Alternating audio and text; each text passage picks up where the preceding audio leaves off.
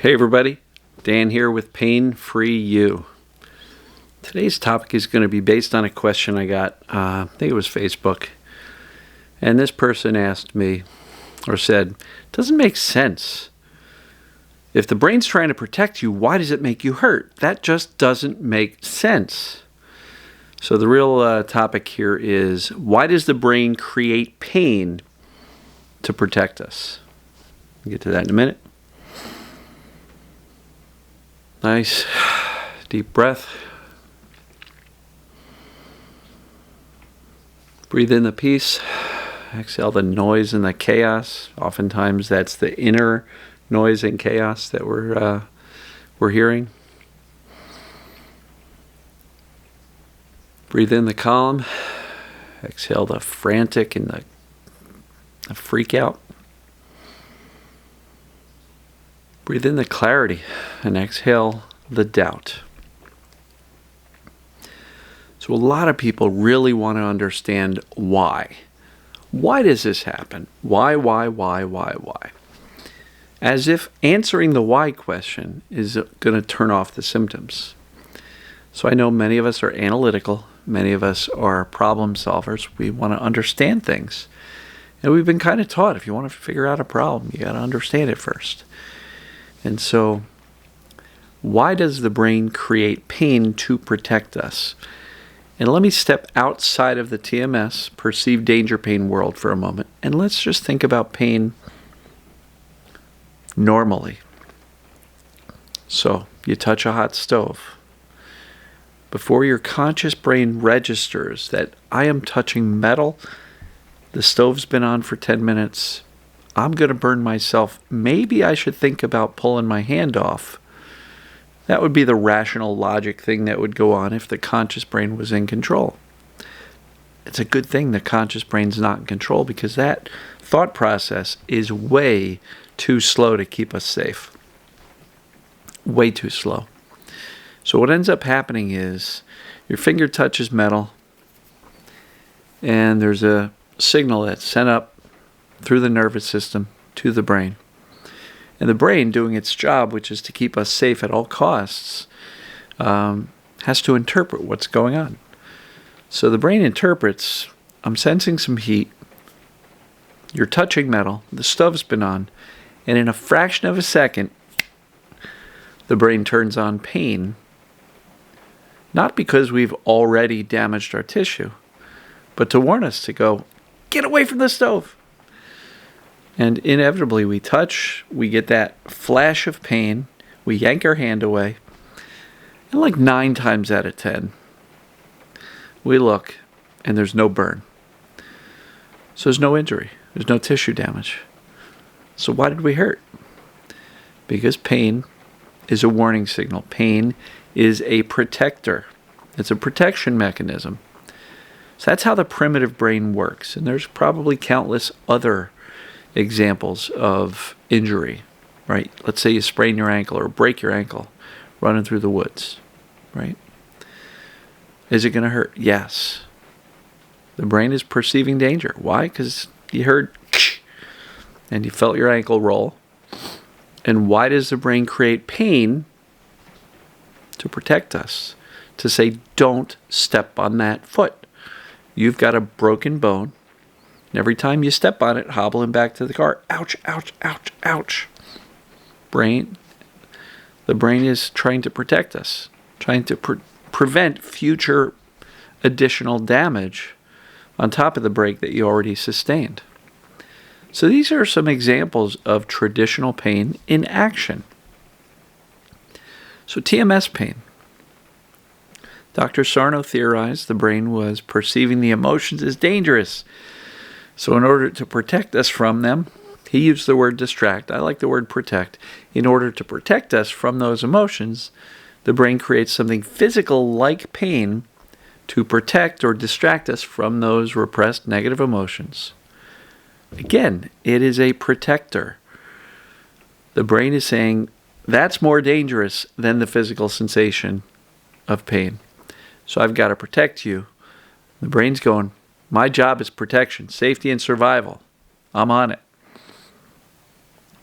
and I recognize that it doesn't make logical sense. Why would you hurt me if you're trying to keep me safe? Right? The primitive brain does not have a logical voice to speak to you with. So if you're doing something the brain perceives as dangerous, like touching a hot stove, the primitive brain's just going to go, ouch, turn it on. Now the cool part is you yank your hand away, fraction of a second later, where's the pain? It's already gone. Why? Because the brain's perception of danger, aka your hand on a hot stove, is no longer happening, so the brain makes a fraction of a second decision to go, I don't need the pain anymore. I don't need to warn them anymore. They're safe. And typically after you do something like that, you don't do it again for a while. You're extra careful. So that's how the primitive brain works and how pain works in general. The pain is a protector, always. So here's the deal. When it comes to chronic pain, it's just that these pain signals, these warnings, get turned on, and due to fear and attention and likely a lot of misinformation, misdiagnosis from the medical community, we believe we've got a physical problem. I got a back problem. I got a neck problem. I got something wrong with my head. I got migraines. It's hormonal. It's dietary. It's food related. It's you name it. And when the brain perceives danger, the primitive brain just does what it's supposed to do, and it turns on pain to warn us. Now it's up to us to teach this primitive brain, this subconscious brain that's in control of the process, that we're not truly in danger. There's nothing really bad going on. And when we do that, and we do that consistently, and we're calm about it, and the brain can say, well, they're not acting like they're in danger. They're pretty rational about it, and they keep on telling me that, oh, the body's fine. The subconscious brain will eventually recognize that, I guess we're safe. That's where my catchphrase, consistent messages of safety, came from. Because what we want to do is say to the subconscious brain, hey, shh, shh, shh, shh. The perceived danger is not actual danger. So we got to turn it off. Now, if pain were under our conscious control and we could just go, oh, that doesn't make sense. Hey, brain, turn it off. And it turned off, that'd be wonderful. I'd be out of a job. I wouldn't be teaching this stuff. However, it's not under conscious control. And I've done this before. I'll do it right now. You cannot look at your hand and say, all right, brain, make my hand hurt. Make it hurt. You can't. So just like you can't turn it on and say hurt, you also can't turn it off consciously. The best we can do is influence our subconscious brain, which is in control of whether or not the pain warning is sounding or not. The best we can do is influence the brain to make a different decision. But the brain is pretty stubborn because it wants to keep us safe at all costs. And so you've got to be fairly consistent with your messages of safety for the brain to eventually go, they've been talking about this stuff for a while, and they've done the research, they've done the analysis. This mind-body, TMS, perceived danger pain, sure seems like it's what's really going on there. And most importantly, they're no longer reacting to the sensations or the warning as if there's a true danger going on. They're calm. They're reassuring. They're comforting themselves like, hey, Dan, I know it hurts, but nothing bad's going on. And with that consistency and calm and starting to shift your attention away from the symptoms more towards engaging in life and important things, the brain eventually, the subconscious, primitive brain eventually goes, I guess we're okay. Let's turn it off. So why does the brain create pain to protect us? I don't know. Evolution. This is how we were designed, created, whatever your belief system is. And pain works pretty well for the animal kingdom too. You know, you see a dog ever step on some glass and cut its foot? Ouch, ouch, ouch. Like, pain is designed to keep us safe and warn us It's primarily a warning signal that something bad just happened or is in the middle of happening.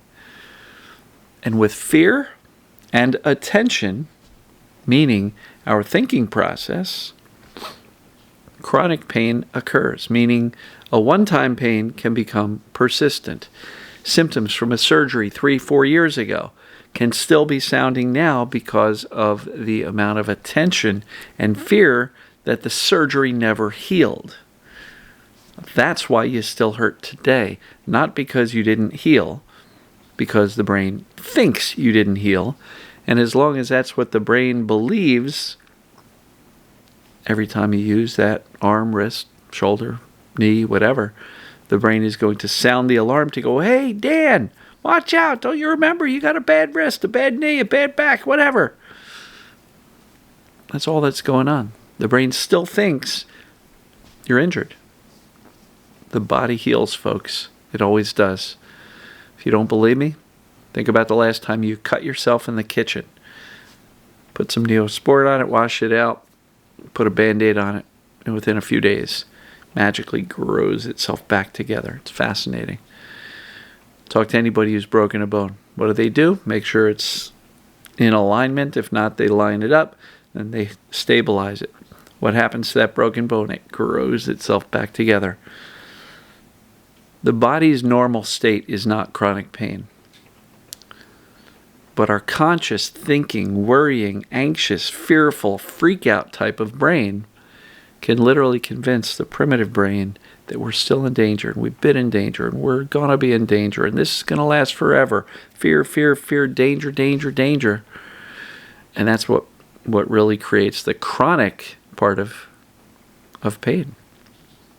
So why does it do it? That's my take. Whether you agree with me or not, you can at least agree with the premise. Touching a hot stove, breaking an ankle. The pain is there to warn us, hey, be careful, don't keep doing what you're doing. And it works quite well. And what happens when the body heals and there's no more actual danger? The brain goes and dials down and then eventually turns off the pain. The body heals. So if you're dealing with a real legitimate injury or surgery, trust the body. It knows what to do.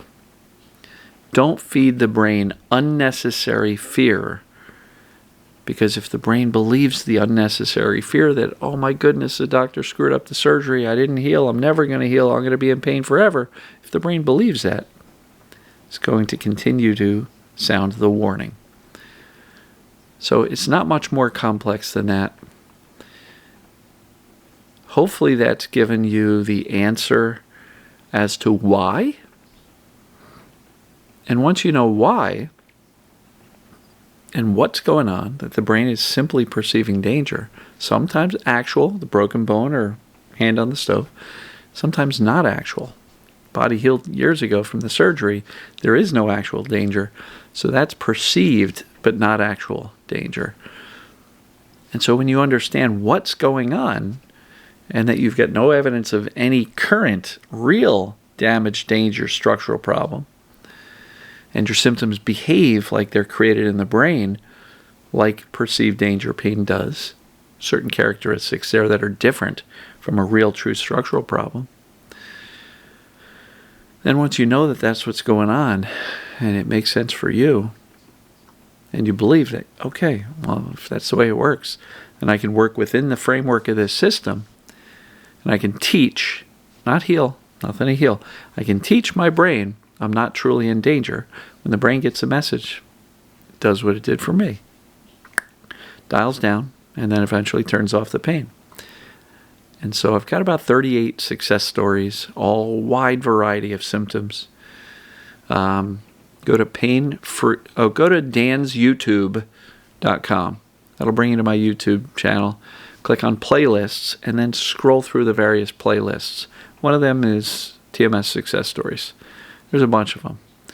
All of that is proof of these people understanding what's going on and then teaching their brain that I'm not really in danger. It's just TMS. It's just perceived danger pain. I'm not in any real danger. and over and over and over again. And these are just the people who are willing to talk to me and volunteer. I don't pursue them. They raise their hand and go, Dan, I'd love to do a success story. Wonderful. But I can't tell you, I've got hundreds of people messaging me. And whether it be through Facebook comments, YouTube comments, private messages, emails saying, my life is dramatically different because I've been watching and implementing your daily video concepts. So it's the way this stuff works. And, had you asked me 5 years ago what causes it and how to get out of it, I would not be nearly as certain and confident. But as a result of doing nearly 4 years of daily videos and interacting with tens of thousands of people over those 4 years, and getting the feedback on which videos resonate with people and which videos and concepts seem to really help people, I'm pretty darn certain as to what's going on and what the shortest path is to recovery. Perceived danger is the problem. Teaching the brain we're actually okay. Safety is the solution. So, if you want help, join my group. It's cheap, $100 a month. I know that sounds like a lot, but I run 16 group coaching sessions a month. 16. So pick a few and show up and get the support you need. From me, from the community, there's a Facebook group, and there's a video course which really maps out exactly what's going on. This way you don't have to watch over 1,000 of my videos. You can watch 15 of them in the course and get a fast track to knowing exactly what's going on and what the fastest path is to recovery. And so tons of people are getting better, most of which haven't ever paid me a dime. But if you'd like some help and you want some support and you'd like to fast track things, get it done a little bit quicker, the group is a great way to go. painfreeyou.com/join. Go check it out. Join. Try for a month. And even if you don't think you want to stick around or you can't afford to, you'll get enough information and support and guidance in that first month to carry you forward in your recovery process. So join for the cure. Many people stay for the community. They love the folks over there. Anyway, that's why the brain creates pain, to protect us. It's a warning signal. So, love you guys and gals. This video is a little bit longer than most, but just really wanted to make sure I covered all the angles. So I appreciate you, love you, and we will see you tomorrow. Take care.